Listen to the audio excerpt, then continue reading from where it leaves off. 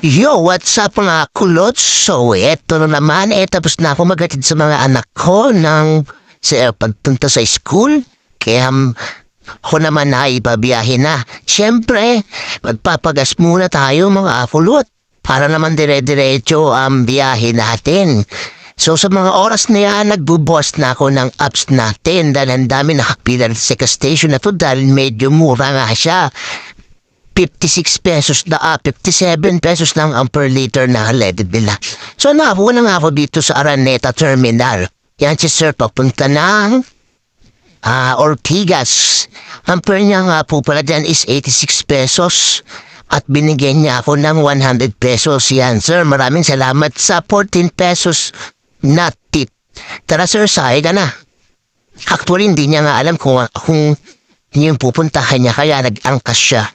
So, nakarating na nga kami ng Ortigas, dito yan sa Garnet Street, yan, at bababa na si Sir. Yan, maraming salamat sir sa tip, at mabuhay ka ng matiwasay. Alright? So, waiting na naman tayo ng panibagong bukan, syempre. So, syempre, ang ginawa ko, nagutom na ako. Wala naman pumasakin na booking dyan. Kaya ang ginawa ko, pumunta ako sa tambayan ko dyan sa may Mandaluyong. Kay kuya, may baon ako. Kaya ginawa ko, bumili lang ako sa kanya ng isang lumpia. Para naman hindi nakakaya sa kanya na pumesto ako dun sa kanila. Yan ang baon niya pala ako ng pagkain din mga kulo. Siyempre, kailangan makatipid tayo ng konti. Yan. Kaya nga pala yung adobo na niluto ko, kaya binaho ko na lang. Diba? Siyempre, malaking bagay yung may baon ka, makakain ka ng marami. Kaysa bumili ka, siyempre, mag-i-exercise ka, diba? Kaya ginawa ko, dinagdagan ko na din yung kanin ko. Siyempre kailangan kumain din tayo kasi mamaya mahilo tayo dahil sa gutom. Kaya ang ginawa ko ay kumain na ako agad. So after nun, nakuha ko rito sa Mayon. Yan, foreigner yan. Grabe, naubusan niya ako ng English chat. Card niya pala yung binayad ni Sir John. Kaya medyo tahimik lang tayo dahil foreigner niya siya. Actually, na lang hatid niya sa may boni, kaya ang fare niya dyan is 57 pesos. Yan, alright. Come on, sir. Sakay ka na. Sabi niya, di niya daw ako maintindihan kasi Tagalog. Yan, first time niya nga daw pala siya first time niya daw na umangkas. Alright. So, ayan na nga, nakarating na kami dyan sa may boni sa BIR. Yan. Tinanong ko siya, sir, BIR, right? Alam talaga, magaling mag-English si quiz.quiz no? Sabi naman ni sir, oh yeah. Yun nga lang kung natin saan makatanggap tayo ng tip, syempre, card niya Pero okay na rin kasi pandagdag natin sa top up yan. Kaya naman, tuwan-tuwa na rin ako dahil medyo paubos na rin yung top up natin dyan. Yan, maraming salamat. Thank you very much, sir. So, naghihintay naman ako ulit ng booking dyan. Siyempre, kailangan maghintay at ako yan si ma'am sa may SM Mega Mall. Yan, si ma'am. Ay, Diyos ko. Palangiti si ma'am at hindi siya suplada. Yan. Akala ko nga nagkamali ako ng pick-up point dyan. Dahil sabi niya dun daw sa harap ng yung pala. Andun pala siya manggagaling sa may Mega Mall. Sa Building B. Yan. Tara ma'am, angkas na. Kapit lang. Baka mahulog ka sa akin. At nakarating na kami dito sa Kanyogan, Pasig. Yan, ang fare na pala ni Ma'am Dem is 120. So, 120 tapos nilantikan niya ako ng 10 pesos. Yan. Maraming salamat ma'am sa pantangkilik kay Angkas. Alright.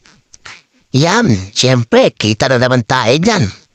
At nakuha ko naman to si ma'am sa may Pasig, sir, sa Pasig Boulevard. Natatawa nga ako dyan kay Sir John.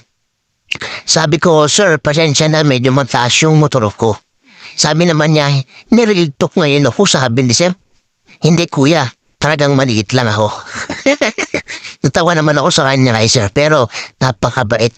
Ang fare nga pala niya dyan is 65 pesos. Papunta ng 32 street sa may BDC. Yan. Tuwan-tuwa ako, bigla akong inabutan dyan ni sir ng 120 something. Sir, ang laki naman nito. Hindi, okay yan. Para may pangkain ka. Tuwan-tuwa naman ako kasi good service naman daw. Alright? So nakarating na nga kami ni Sir Jam. Hindi ko na tinanong kay Sir kung anong work niya eh.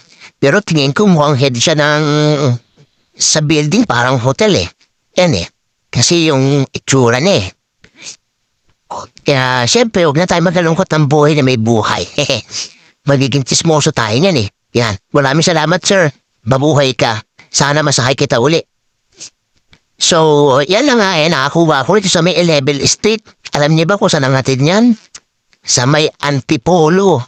Ang fare niya para ni ma'am dyan is 277 at may gift akong 20 pesos kaya 297. Kaya ako siya kinuha mga akulot eh napakaganda din ng pamasahe. At the same time eh wala rin akong buhay na pumapasok sa akin dyan. Yeah. So sa nga eh nakarating na nga kami sa kanila dahil sobrang traffic kanina sa may Ortigas Extension. Kaya tsaga-tsagaran talaga syempre. Yun nga lang hindi ko alam kung magkakaroon ba ako ng booking pabalik. Alright, sir. Binigyan ako ni ma'am yan ng eksaktong 300 pesos. So yan na lumabas na ako dyan sa kalsada. At naghihintay nga ako ng booking at napadaan ako sa may bilihan ng pasalubong. Ayan, nakikita nyo. Yan, ang sarap kasi yan mga kulot. Yan, binabaybay ko na yan. Sumulong na yan. Sumulong highway pababa. At naka-on ang apps ko. Alright, so napag-isipan ko na lang na bumaba ako ng SM Masinag. Baka sakaling doon ako makakuha. So pagdating dito si SM Masinag, tumabi muna ako at nakakita ko ng kainan ng balbakwa. Kaya kumain muna ako dyan, nakadalawang rice nga ako dyan. At nag-open ako. Yan ay kita nyo, ang dami natin mga kapwa rider dito na naghihintay sa SM Masinag. So, ang ginawa ko naman yun, bumaybay na ako ng Marcos Highway. Dito ko na pagdating ko ng SM Marikina, isipan ko na siguro game over na. Dahil medyo nakakaramdam na ako ng pagod. At namimiss ko na rin yung mga anak ko, syempre. Siyempre, kailangan din natin, huwag natin sagarin sa biyahe ang sarili natin. Baka mamaya magkasakit tayo mga kulot. Yan. Yun, shoutout nga ba sa mga rapwa rider ko, ride safe, at mabuhay tayong lahat. So, hanggang tip na lang mga pulot. Alright.